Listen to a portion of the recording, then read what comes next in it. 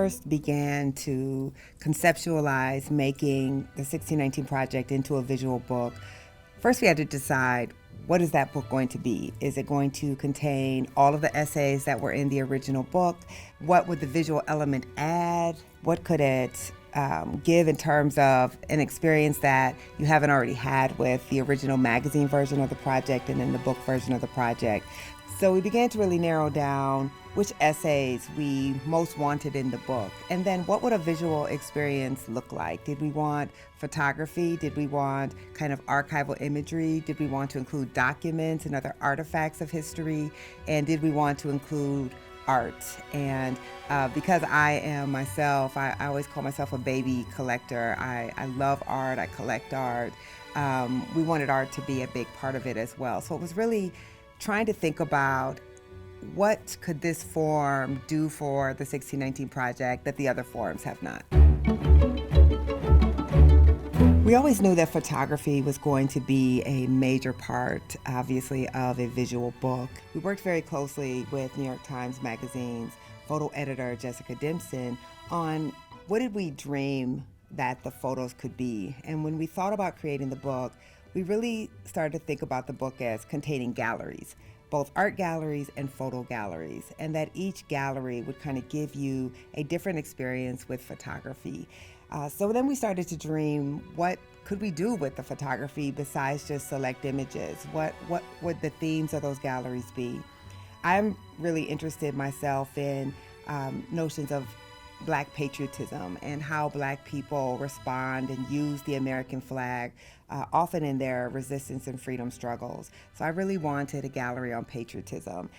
So Jessica had to then try to find how many images of Black Americans with the flag, going both back in history but also leading up to contemporary times, could she find. And that was a really fun endeavor for all of us.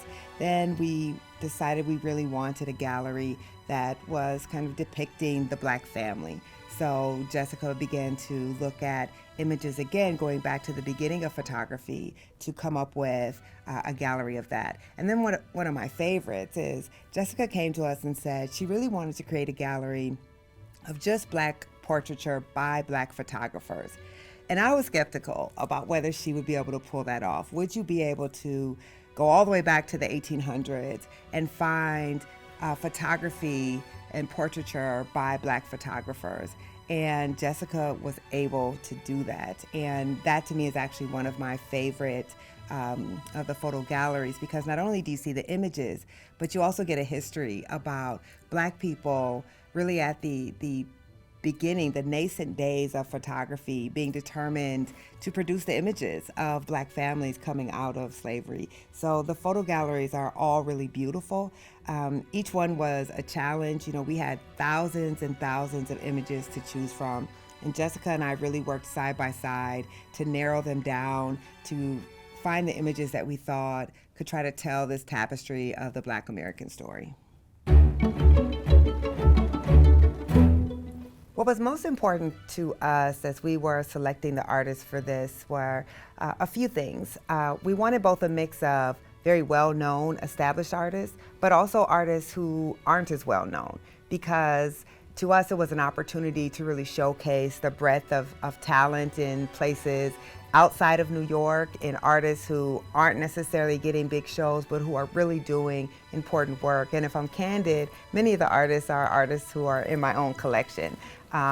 Lesser known artists that I found on Instagram and through a variety of ways, whose work is very powerful, and that this seemed like a great opportunity to bring their work to a wider world. These artists also had to do, kind of as their mission, social political work. Black art has almost always been protest art. Black art is almost always defined by its social political consciousness. So we were attracted to artists who are political, artists whose work really speaks to the Black experience. And then of course we wanted just a variety of types of artists. Again, artists who were working across various mediums. Some artists whose work is very small, some artists whose work is very expansive, artists whose work is quite literal, and those whose work is more abstract. So it was just trying to really reflect the breadth of Black artistic talent.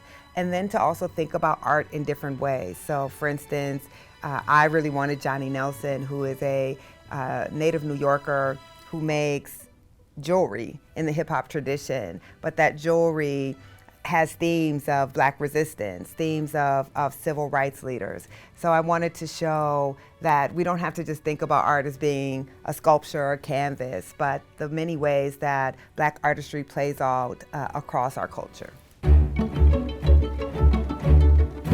One of the most important photo projects in the book is a new photo essay on slave auction sites.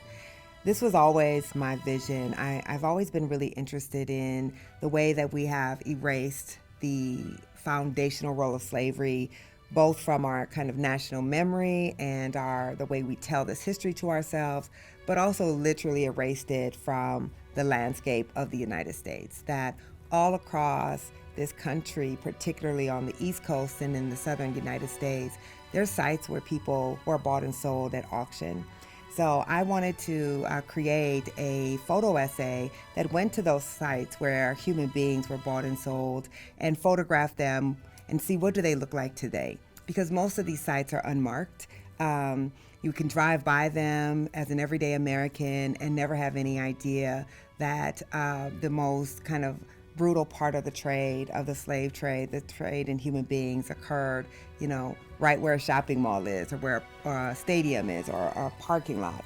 So that essay, you'll see just really benign images of the landscape where really horrible things happened. And I hope that they prod us to just contemplate the way that the ghosts of slavery are all around us, shaping our society and shaping our landscape, whether we know that or not. I think what's so important about this particular version of the 1619 Project is it makes visual that which has been portrayed in text. And why that matters is everything that happened to real human beings. And sometimes when we just read words, it almost becomes abstract to us. But when you go through this book, you're going to see actual documents where in Virginia they are determining that one drop of Black blood makes you Black and therefore you should be deprived of certain rights. Like, you can read those documents for yourself. You can see these images of Black people honestly just living their lives, right? So that even though everything that you're reading, all of the horrors that were visited upon Black people, you can just sit with the images and see that even while all of that was happening, they're loving, they're raising their children, they are building community and building institutions, and there is a power in that. I think in both seeing these archival images that go all the way back to slavery, leading up to contemporary resistance struggles, we have certain pairings of images where we're showing Black protests in the 1960s side by side with Black people having to take the streets in 2020, protesting the exact same things. There's something about the power of that imagery juxtaposed against the words. I think that is transformative. I think that makes the arguments of the 1619 Project real. Ultimately, this project is not just about informing us, but about prodding us to do something different, to say, if we knew this history better, if we understood all of the real lives that these policies, that this infrastructure of racism has impacted, if we know that, then maybe we'll do something different. Because this book, just like the original 1619 Project book, it ends in an argument for repair. And it says it's not enough for us just to know, we also need to act. So that to me is why this book is important. And the fact that this is a book that is meant to be displayed, that will sit on your table, means that it serves as a constant reminder, and I hope that it will serve as a conversation piece, that when people come over, they too will want to engage with the ideas and the arguments of the project, and they too hopefully will be prodded to act.